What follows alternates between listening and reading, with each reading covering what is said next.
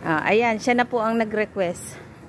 Baka daw gusto ko siyang i-video. May dala-dala siyang aquarium. Saan galing po yan? Sa tabi? Pero mahal yan.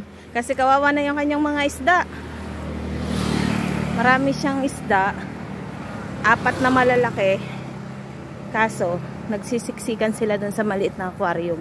Namatay yung maliliit. Kaya, kawawa. Ililipat na niya sa malaking aquarium. Malapit na kami sa bahay.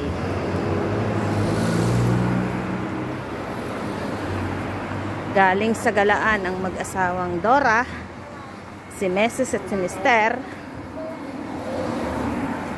Ayan.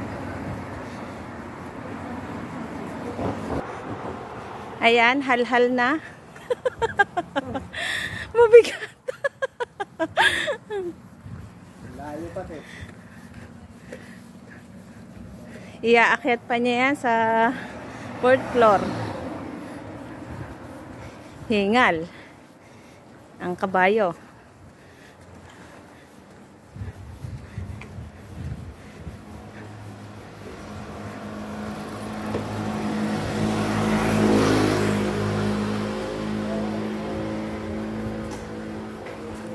Yung video ko, pinipilit ko talaga siyang gumanda. Yung video ko, pinipilit kong gumanda at hindi gumalaw yung aking kamay. Pero magalaw pa rin. Bibilhan mo ako ng GoPro? Wow! Yay! Hindi pa yun nauo. Pag ako may GoPro,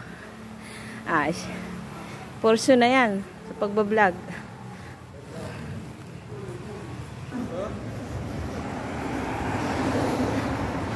Pagod na. Pagod na siya sa kanyang aquarium. Makikita niya pag inilagay yung isda dyan mamaya. Nandito na kami sa aming bahay.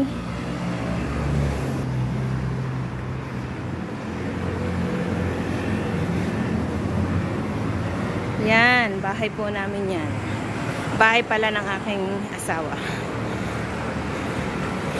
Doon sa taas. Mamaya na, may bibilit ako siya rin.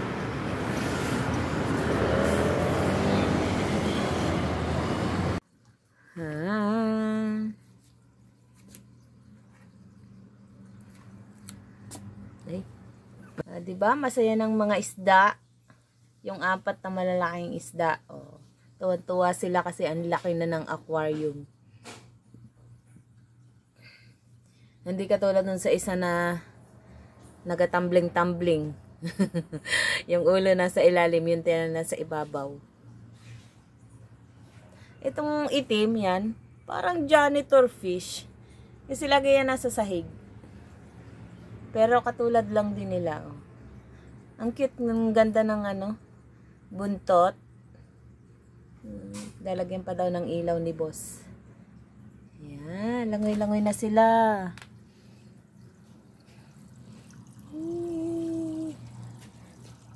Ayan, ang saya na nila.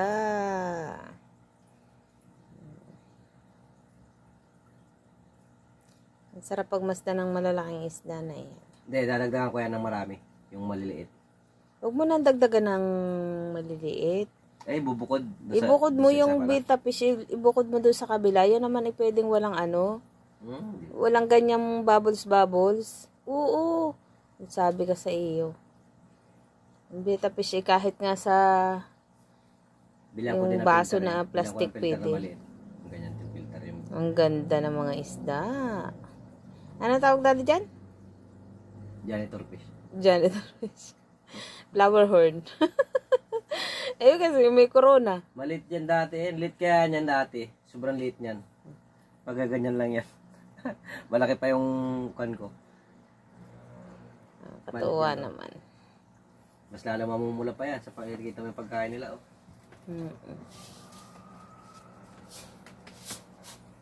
Sibi mo. So, ang pagkain nila. Kaya nga. 1,000. Ano, ba't ganyan yung kulay niyan? Parot. Para sa kanto, pampapula. Pampapula. Di mag-ibang kulay niya pag pinakain mo. Yan ang sabi niya. 30 days. Meron siyang vitamins, may vibrant pa siya. Tapos ba? Cute ng mga isda ni Daddy. Dalawa yan. Ang kanyang alaga, pinagkakaabalahan. Yung isang aquarium na maliit, talagyan na lang ng betta fish. Para meron doon sa taas. At meron dito sa baba. Ito mong laki ng aquarium niya. Kasyang-kasya na sila. Hindi na sila magbubungguan dyan. Luwag na luwag sila Ganda.